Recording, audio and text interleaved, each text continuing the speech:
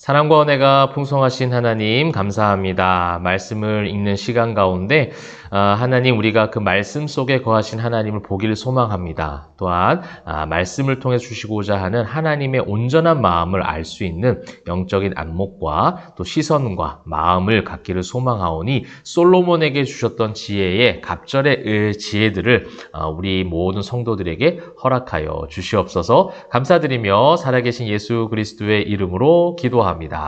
아멘. 사랑하는 성도 여러분, 반갑습니다. 열왕기상 3장부터 6장까지의 말씀을 함께 읽도록 하겠습니다. 어제는 이제 2장 읽었는데요. 오늘은 이제 넉 장의 말씀을 읽게 되겠습니다. 이 3장부터 6장까지의 말씀은요, 어떻게 보면은 우리 인간적인 또 성도의 입장으로서 굉장히 관심 있게 보았던 그런 어떤 부분이기도 할 것 같습니다. 솔로몬이 하나님 앞에 지혜를 구했고 그 지혜로 나라를 다스렸고 그렇게 하나님께 지혜를 구했고 하나님이 원하시는 삶을 살았기 때문에 그의 나라가 또 솔로몬의 왕국이 번영을 이루고 그 왕권이 완전하게 견고한 모습으로 세워지는 그런 것들을 보게 되어졌고요. 다윗 때에 건축하지 못했던 성전을 화려하게 짓게 됩니다. 역사상 가장 화려한 성전이라고 해도 과언이 아니죠. 엄청난 건축비가 투입이 되어져서 굉장히 상당한 규모. 물론 길이는 지금의 어떤 성전에 비교하면 크진 않습니다.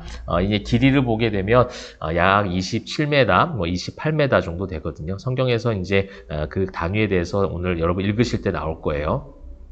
60규빗 이렇게 얘기합니다. 1규빗이 한 45cm, 46cm 정도 되는 크기라고 합니다. 그 단위를 이제 계산해 보시면 나올 것 같아요. 그래서 폭은 한 9m에서 10m, 또 높이는 한 14m 정도 되는, 그래서 크기로 하면 그렇게 크지 않은 것 같아요. 평수로 봐도 약 한 90평 정도 되는 크기의 성전이지만 거기에 쓰인 재료, 기구, 이 모든 것들에 대한 투자는 어마어마하게 정성을 들여서 하게 됩니다. 또 3장에서 또 솔로몬이 1천 번제를 하나님 앞에 드리죠. 그렇게 제사에 대한 정성, 또 하나님의 지혜를 구하는 그 온전한 마음, 하나님이 기뻐하시는 마음이었죠.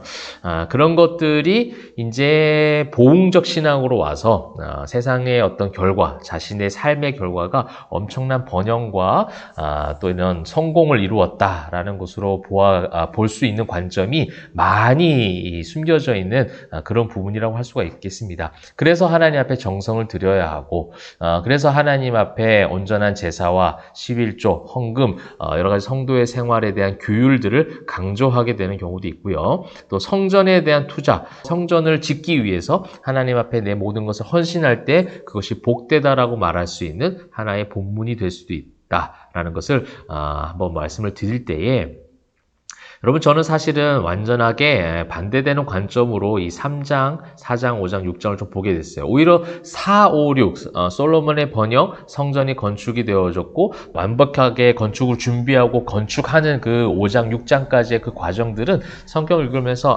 이렇게 솔로몬이 또 힘을 들여 최선을 다했구나, 하나님의 성전을 짓기 위해서 열심을 다했구나 정도의 관점만 가지면 될 것 같아요. 제가 이 말씀을 드리는 것은 이 3장에 굉장히 중요한 포인트가 있다는 겁니다.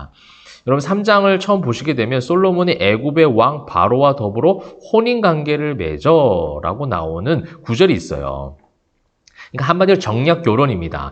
외교적 정책 가운데 고대 사회에서는 이러한 부분들이 많이 이루어졌습니다. 타국에 있는 공주를 데리고 와서 그 나라와 협정을 맺는 거죠. 지금의 시대의 외교적인 어떤 형태와는 매우 다릅니다. 근데 이제 고대 사회에서는 그게 하나의 국룰이었죠. 이루어질 수 있는 충분한 그런 고대 관습이었고 문화였습니다. 그래서 이것이 솔로몬의 잘못이 아니다라고 말하는 주석가들이 많이 있어요. 그렇게 해석을 합니다. 외교적 정책일 뿐이지 또한 가나안 여인들과 혼인하지 말라고 했지, 이방 여인들, 또 율법에도 실제로 있습니다. 전쟁에서 나가서 승리하고 난 이후에 거기 있는 여인들을 죽이지 말고, 보호법이죠 사실은. 그들을 보호해서 죽이지 아니하고 그들을 맞아들이는 것을 허용하는 율법적인 부분도 있습니다.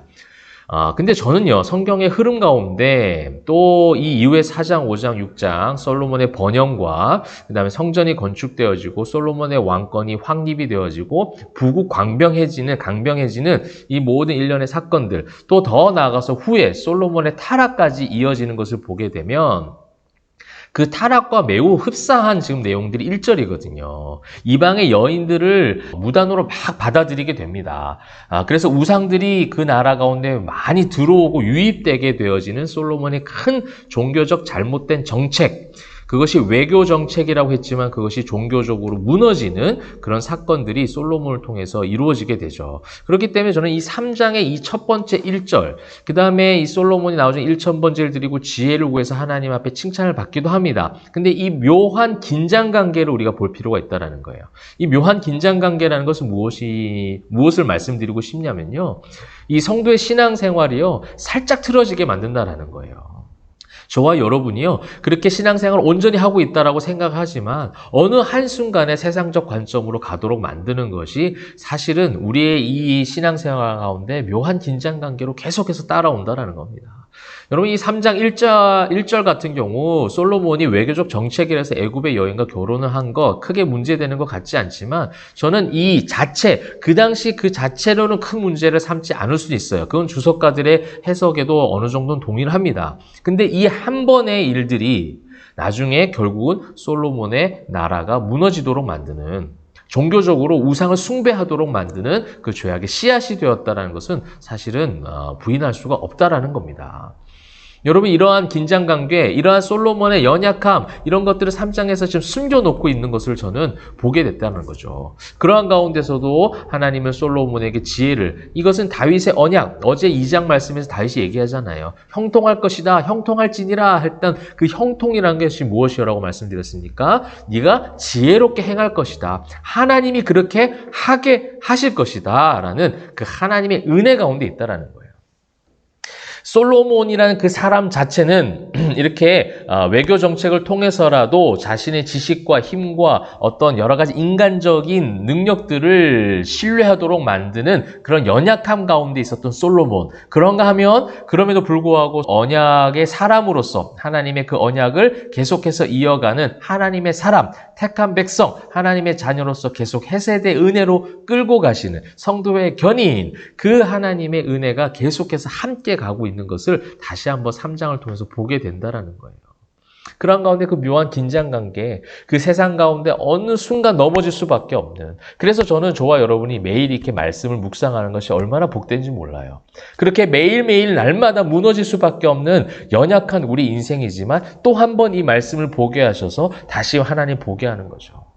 무너질 수밖에 없었지만 확 무너지려고 했던 그 솔로몬에게 하나님은 다시 한번 1,000번제를 드리게 했고, 그 1,000번제 여러분 1,000번 제사를 드린 게 아닙니다. 1,000마리의 양을 가지고 번제를 드렸다라고 이제 원어적으로 여러분 해석하는 것이 맞아요. 그래서 무한한 종교적 정성을 이야기하는 것이 아니에요. 그런 정성을 부렸기 때문에 솔로몬 왕국이 번영을 이루었고 성전을 화려하게 건축할 수 있었고 그에게 그 성전의 화려한 건축이 하나님의 뜻이었다. 이런 식으로 가버리면 안 된다는 겁니다. 그렇게 하면서 하나님 앞에 지혜를 구하고 있어요. 여러분, 이 지혜라는 것은요, 하나님께 주시는 선물이기도 합니다. 현상적으로 표면적으로 그것도 어느 정도 맞아요. 근데 이 지혜라는 성경적 개념은 뭐냐면 하나님 그 자체입니다. 그래서 지혜를 구했다라는 것, 그리고 솔로몬이 지혜를 구하는 것은 인간적으로 나에게 그 지혜를 주셔서 이 나라를 잘 다스릴 수 있게 하여 주옵소서라는 어느 정도의 하나님께 주신 선물로 받아들이고 요구를 했다 하지만 하나님은요, 그 지혜를 주실 때 어떻게 하시냐면 하나님과 사람들, 성도들, 자녀들과의 그 관계를 이어가는 그 다리로 이 지혜를 허락하셨다라는 겁니다. 그래서 여호와를 경외하는 것이 세상의 그 어떤 지식과 지혜의 모든 것의 근본이 된다라는 그 고백을 솔로몬이 할 수가 있었던 거죠. 지혜를 구했던 것이 하나님과의 교제 가운데 계속해서 갈 수 있었던 가장 좋은 그런 어떤 관계적 모습이었다라는 것을 이야기한다면, 여러분, 이 지혜를 구한다는 것은 계속해서 하나님을 통치자로 삼는 것이고 하나님을 따라가겠다라고 하는 그 솔로몬의 다짐과 함께 하나님은 그 솔로몬을 품고 계속해서 함께 하시겠다. 것이다. 그래서 그것을 하나님께서 굉장히 기뻐하시죠. 그러면서 제가 아까 말씀드린 그 묘한 긴장관계가 14절에 나옵니다. 네가 만일 네 아버지 다윗이 행함같이 내 길로 행하며 내 법도와 명령을 지키면 내가 또 네 날을 길게 하리라. 여러분 이것이 어떻게 보면 모세오경에 나왔었던 계속해서 그 복과 저주에 대한 긴장관계, 헬렘과 헤세드의 그 긴장관계, 양대 그 모든 그 싸움들을 계속해서 하도록 만드는 어떻게 보면 그런 메시지, 그런 교훈 아니겠어요? 솔로몬에게 그 지혜, 그 하나님과 나와 계속해서 함께하면 내가 너와 동행하면서 네가 필요한 것들을 허락하실 것이다. 그것을 이제 이야기하고 계시는 거예요. 그래서 여러분 하나님과 함께하는 관계가 중요해요. 이렇게 일천번제를 드리고 이렇게 하나님 앞에 지혜를 구했기 때문에 이런 모든 보응적 어떤 성과, 결과로 이어져서 이것이 다윗의 왕국을 번영하게 하였고 화려한 성전을 지을 수 있게 되었다라는 것은 사실은 좁은 인간적 관점일 것 같아요. 인간적 적용밖에는 안 될 것 같습니다. 하나님이 뭘 원하셨느냐, 번영케 하고 성전을 짓게 하고 이건 하나님이 하시고자 하시면 얼마든지 하실 수 있는 거예요. 다윗도 할 수 있었어요. 다윗이 물리적으로 또 자신이 가지고 있는 그런 부와 권력과 힘으로 충분히 이보다 더 화려한 성전을 지을 수 있었습니다. 그럼에도 불구하고 하나님은 다윗을 막으셨어요. 그러니 성전을 화려하게 짓고 나라가 부국강병하는 것, 이거는 하나님이 하시고자 하면 얼마든지 할 수 있는 겁니다. 그런데 왜 내 삶을 하나님 늘 이렇게 궁핍하고 힘들고 늘 결핍되어 있습니까? 그렇게 물을 수 있는 분들도 있을 거예요. 너무 힘들면 그럴 수도 있어요. 그런데 우리가 하나님의 뜻을 다 알지 못합니다. 그래서 오늘 지혜를 구하는 장면이 나오잖아요. 그 지혜는 하나님을 아는 거예요. 그 하나님 안다는 건 무엇을 의미하는 겁니까? 하나님과 계속 함께하고 있다. 하나님과의 교제, 관계에 대한 부분은 하나님은 더 원하고 계시고 기대하고 계시고 기다리고 계신다는 사실 여러분 꼭 기억하시길 바랍니다. 그래서 오늘 매일의 묵상 말씀을 읽으면서 그 하나님의 관계가 더욱더 깊어지는 이 3장의 말씀을 더 깊이 있게 묵상하시고 그 묘한 긴장감, 세상에서 사단은 계속해서 그 관계를 깨뜨리게 만들어요. 그래서 애굽의 여인을 취하게 합니다. 외교 정책으로 누구나 하는 거야. 이건 합법적인 거야. 해도 돼. 라는 것이 씨앗이 되어져서 나중에 결국 솔로몬을 힘들게 하는 것 여러분 우리가 나중에 이야기를 통해서 또 보게 돼요. 그러한 가운데서도 헤세드의 언약의 하나님이 솔로몬을 통해서 또 한 번 그를 끌고 가시는 신실하신 하나님의 사랑도 우리가 볼 수 있었습니다. 4, 5, 6장의 번영에 너무 초점을 두지 않고 여러분 이 3장에 하나님께서 무엇을 기대하시는가 이것을 더 깊이 있게 바라보시는 저와 여러분 되시기를 주님의 이름으로 축원합니다. 기도하겠습니다. 사랑과 은혜가 풍성하신 하나님, 하나님의 마음을 알기를 소망하여 오늘도 간절하게 기도하며 말씀을 봅니다. 하나님 우리가 세상적 번영과 세상적 복에 눈이 멀지 않게 하시고 그러한 관점에 휩싸이는 자들 되지 않게 하시고 하나님의 지혜를 구하고 하나님의 그 지혜 안에 거하며 하나님의 관계적 요소들을 더욱더 깊이 있게 묵상하며 말씀을 통해서 알아갈 수 있도록 주여 축복하여 주시옵소서. 이것이 가장 큰 복이요 형통임을 선포하고 찬양하며 노래할 수 있는 우리 포에마교회 성도님들, 우리 이 영상 시청하는 모든 주의 백성들 다 되게 하여 주시옵소서. 감사드리며 살아계신 예수 그리스도의 이름으로 기도합니다. 아멘.